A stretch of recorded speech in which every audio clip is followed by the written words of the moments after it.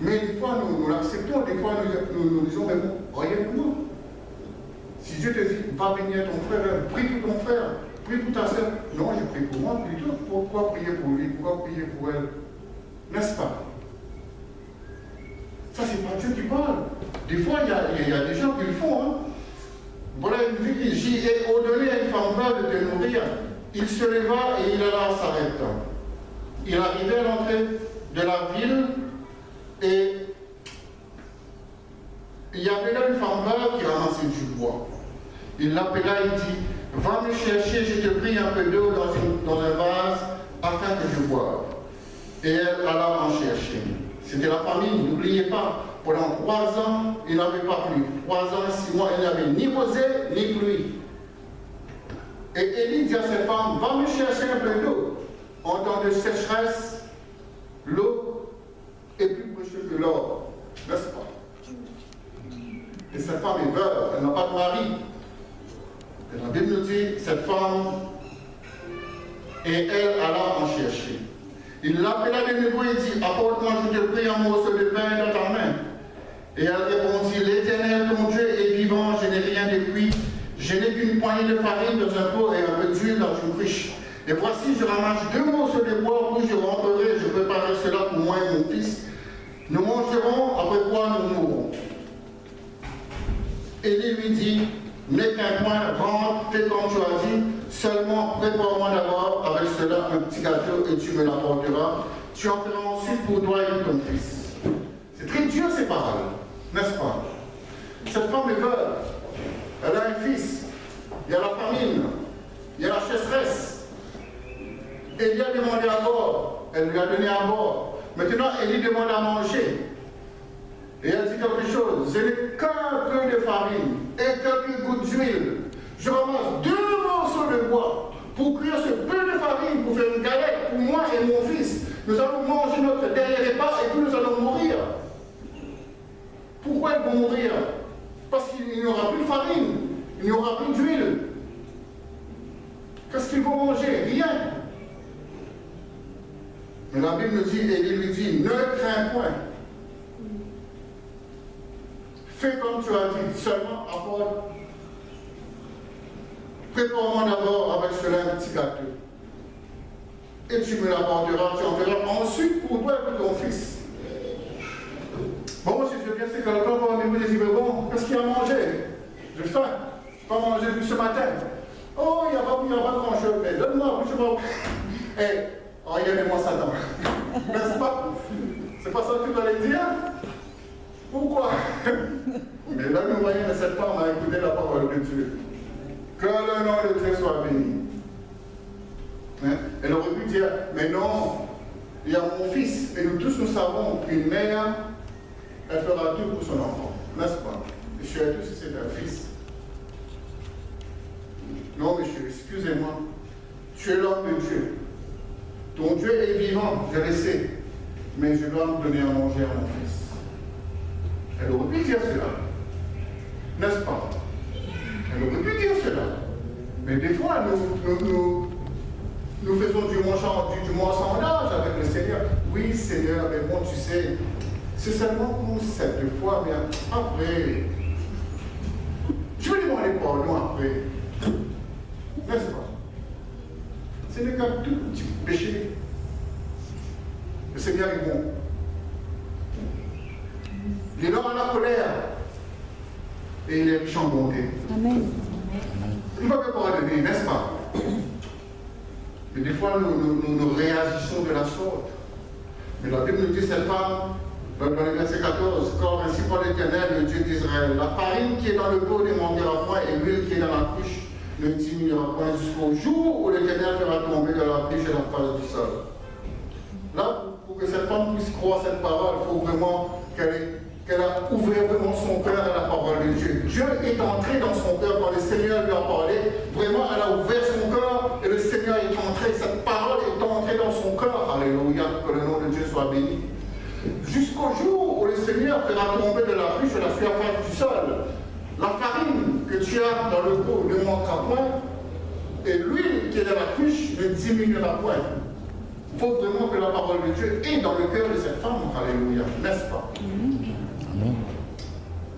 Et la Bible nous dit que cette femme, dans le verset 15, elle alla et elle en fit selon la parole d'Élie.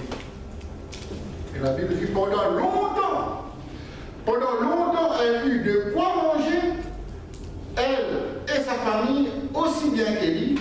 La farine qui est dans le pot ne manqua point, et l'huile qui était dans la cruche ne diminua point, selon la parole que l'Éternel avait prononcée par Élie. Amen. Amen.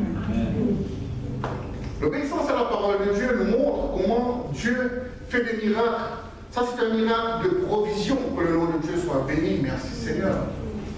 Il y a des gens que je connais, alléluia. Une fois, j'étais à l'île Rodrigue en campagne d'évangélisation avec une quinzaine de frères et sœurs, alléluia. Et là-bas, les gens ne sont pas aussi aisés. Et j'ai vu ce miracle accompli dans la vie d'une famille. Ce miracle s'est accompli dans la vie d'une famille.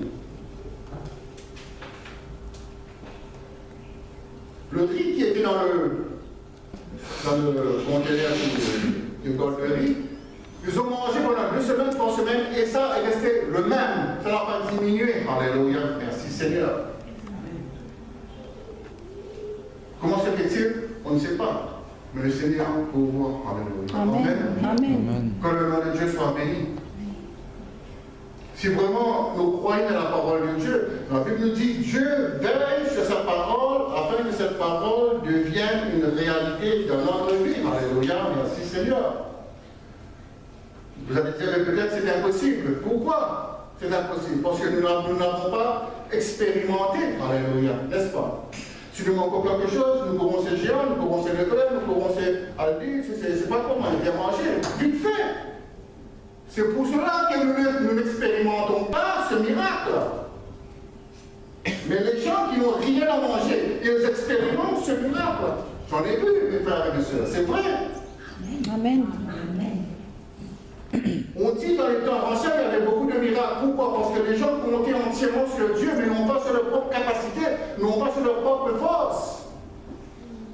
C'est pour cela que Dieu ne peut pas agir, puisque à la moindre douleur, nous prenons un Doliprane, que le nom de Dieu soit béni.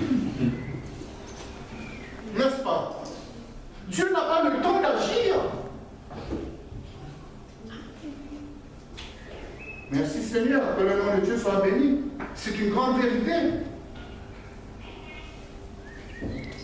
Je vais vous donner un exemple qui trouve surtout dans le livre 2 Rois, le chapitre 4. Et Dieu veut agir dans notre vie. Dieu, il est puissant, il est tout puissant. Alléluia. Il veut agir dans notre vie, mes frères et mes sœurs. 2 Rois, le chapitre 4 et le verset 8 nous dit que un jour, Élisée, le prophète Élisée, passait par Sunem.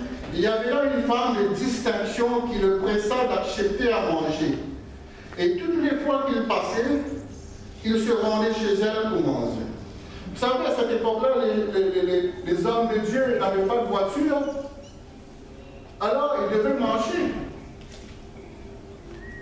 du point A au point B.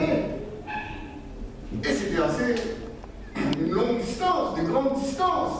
Et ils le faisaient à pied. Des fois, ils devaient même traverser le désert. Ils n'avaient que des sandales. Si nous nous imaginons un petit peu à cette époque. Et la Bible nous dit, et il y a un endroit qui s'appelle Sunem. Et la Bible nous dit, il y avait une femme là, une femme de distinction qui le pressa, qui a invité Élisée à venir manger ses œuvres. Pourquoi? Parce qu'elle savait que cet homme était un homme de Dieu et qu'il allait de lieu en lieu, alléluia, pour apporter la parole de Dieu et qu'il devait avoir faim. Alors elle s'est dit, mais à chaque fois que tu passes par là, viens chez moi. Viens chez moi, viens manger chez moi, alléluia. Et la Bible nous dit cette femme, qui était une femme de distinction, c'est ce qui veut dire que c'était une femme aisée, un peu élevée dans la hiérarchie. Elle avait beaucoup de sous. Elle connaissait beaucoup de gens. Dans le verset 9, la Bible nous dit, elle dit à son mari, voici, je sais que cet homme qui passe toujours chez nous est un saint homme de Dieu. Faisons une petite chambre haute avec des murs et mettons-y pour lui un lit, une table, un siège et un chandelier afin qu'il puisse se retirer quand il viendra chez nous. Et nous voyons que cette femme, mes frères et mes sœurs, à cette époque, c'était quelqu'un qui vraiment possédait, alléluia, de l'argent. Elle dit à son mari, construisons une chambre, afin que cet homme puisse se reposer. Non seulement qu'il puisse manger, mais aussi qu'il puisse se reposer, alléluia. Et le mari accepta. Et dans le verset 11, la Bible nous dit, Élisée étant revenu de Sunem, se retira dans la chambre haute et y coucha. Il dit à Géasi son serviteur, appelle cette Sunamite. Géasi l'appela et elle se présenta devant lui. Et Élisée dit à Géasi, dis-lui, voici, tu nous as montré tout cet empressement, que peut-on faire pour toi? Faut-il parler pour toi au roi ou au chef de l'armée? Elle répondit, j'habite au milieu de mon peuple. Et il dit, que faire pour elle? Je ne sais pas si vous avez remarqué quelque chose. Dans le verset 12, il dit à Géasi, son serviteur, appelle cette Sunamite. Géasi appela la Sunamite. Et dans le verset 13, et à la fin, la Bible dit, elle se présenta devant lui. La femme était venue devant lui, devant Géasi. Et dans le verset 13, Élisée dit à Géasi, dis-lui, voici, tu nous as montré tout cet empressement. Ce qui nous fait comprendre que Élisée était là, Géasi était devant la porte, la femme était venue, et Élisée n'a même pas osé adresser la parole à cette femme, quoique la femme lui a donné à manger à chaque fois qu'elle passait par là, quoique la femme a fait construire une chambre pour elle, elle a demandé à Géasi, dis-lui, je te prie, dis-lui, voici, tu nous as montré tout cet empressement, que peut-on faire pour toi? Alors c'est Élisée qui fait l'intermédiaire entre Élisée et cette femme, Géasi qui fait l'intermédiaire. Et la Bible nous dit, la femme dit non, j'habite au milieu de mon peuple. Pas besoin pour toi de parler au roi ni au chef de l'armée. Ce qui veut dire qu'elle était vraiment quelqu'un de haut placé dans cette ville. Alléluia. Merci Seigneur. Et Élisée dit, mais que faire pour elle alors? Que pouvons-nous faire pour elle? Que pouvons-nous faire pour cette femme qui nous montre tant d'empressement? Et vous savez quoi? Jésus nous dit, il est en train de dire, qu'est-ce que je peux faire pour eux? Qu'est-ce que je peux faire pour mon peuple? Jésus-Christ a tout fait pour nous déjà sur la croix, mes frères et mes sœurs. Il y a tant de bénédictions qui sont là. Tant de guérisons qui sont là. Tant d'abondance qui sont là. Qu'il faut simplement prendre. Pourquoi mon peuple ne prend-il pas ce que je l'avais déjà donné? D'ailleurs, la Bible nous dit, je vous ai donné le pouvoir de prendre ce qui n'est pas en existence. Vous pouvez, comment ce verset dit ça dans ce verset vous pouvez appeler les choses qui ne sont point en existence. Vous pouvez appeler les choses qui ne sont point en existence. Ils ne sont pas dans le sens qu'ils ne sont pas visibles, mais ils sont là, alléluia. Nous ne le voyons pas. Est-ce que nous voyons l'air? Pourtant nous respirons. N'est-ce pas? Amen. Parce que nous faisons comme ceci. Est-ce qu'il y a de l'oxygène ici, là? Ici, il n'y a pas d'oxygène, je vais venir ici. Mais non. Il est là. Nous faisons confiance à l'air que nous respirons. N'est-ce pas? Mais pourquoi ne pas faire confiance à la parole de Dieu? Parce que c'est Dieu qui a fait cet oxygène, cet air pur que nous respirons. Alléluia. Que le nom de Dieu soit béni. Et Dieu, dans son amour pour chacun d'entre nous, nous a donné son Fils, Jésus-Christ, qui est en retour, qui nous a tant aimés, il a donné sa vie pour nous sur la croix du calvaire, mes frères et mes sœurs. Par amour pour chacun d'entre nous. C'est par amour qu'il l'a fait. Parce qu'il nous aime. Et nous avons lu, plutôt dans Éphésiens, quelle est la grandeur, surabondance pour nous qui croyons, mes frères et mes sœurs, alléluia. Que le nom de Dieu soit béni. Le Seigneur a beaucoup de choses en réserve que chacun d'entre nous, il suffit de prendre. Et la Bible nous dit, que faire pour elle? Que faire pour cette femme? Et Géasi répondit, mais elle n'a pas de fils. Et son mari est vieux. Et il dit, appelle-la. Et c'est maintenant que Élisée fait appeler la femme vers lui. Alléluia. Appelle-la. Géasi l'appela et elle se présenta à la porte. Élisée lui dit, à cette heure même, à cette même époque, l'année prochaine, tu enfanteras un fils. Et elle lui dit, non, mon Seigneur, homme de Dieu, ne trompe pas ta servante. À cette même époque, l'année prochaine, tu enfanteras un fils. Et quand si nous continuons à lire, nous allons voir qu'à la même époque, l'année prochaine, elle a enfanté un fils. Amen. Amen. Dieu veille sur sa parole afin que cette parole devienne une réalité dans notre vie. Amen. Si vraiment nous croyons cette parole. Amen. Amen. Amen. Gloire à Que le Dieu. nom de Dieu soit béni. Ça aussi, ce type de miracle, j'ai expérimenté. Dans l'église que j'étais à l'île Maurice précédemment, nous avons prié pour un couple qui n'avait pas d'enfant. Et puis je suis parti en Angleterre, quand je suis retourné, là, ils avaient une fille qui avait 8 ans. Ce qui fait que j'ai fait 8 ans en Angleterre. Quand je suis venu, quand je suis passé, la femme me disait enceinte. Alléluia. Ça, une autre femme qui n'avait pas d'utérus a enfanté. Amen. Elle avait un problème. C'est pas parce que le médecin avait enlevé. Mais elle voulait avoir d'enfant. Elle était jeune. L'Église a prié. Et cette femme, aujourd'hui, mère de 3 enfants. Amen. La Bible dit que la femme stérile sera une mère joyeuse au milieu de ses enfants. C'est pas moi qui dis ça, c'est la Bible. La femme stérile sera une mère joyeuse au milieu de ses enfants. Dieu veille sur cette parole afin que cette parole devienne une réalité dans notre vie. Est-ce que nous croyons cette parole? Est-ce que tu as ouvert ton cœur à cette parole? Amen. C'est impossible avec toute technologie qu'il y a de nos jours. Est-ce que tu crois à la technologie ou bien tu crois à Dieu qui a créé la technologie? Des fois, Dieu se sert de la technologie pour permettre que les femmes qui ne peuvent pas avoir d'enfants ou avoir d'enfants. Mais des fois, Dieu aussi agit d'une façon miraculeuse que la femme puisse enfanter. Normalement, sans une aide extérieure, technologique, comment vous appelez ça maintenant? Alléluia. Il y a tous les mots techniques, des termes techniques, que le nom de Dieu soit béni. Merci Seigneur, mais la parole de Dieu est simple. C'est pas compliqué la Bible. Dieu veille sur sa parole afin que cette parole devienne une réalité dans notre vie. C'est simple.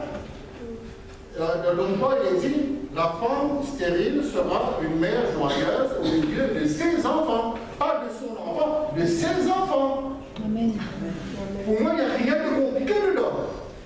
Il suffit de croire. Si la promesse est là, attends-la. Elle s'accomplira et elle s'accomplira. C'est tellement, mes frères et mes sœurs. Alléluia. Amen. Ça aussi, c'est pas moi qui le dis, mais c'est la Bible qui le dit.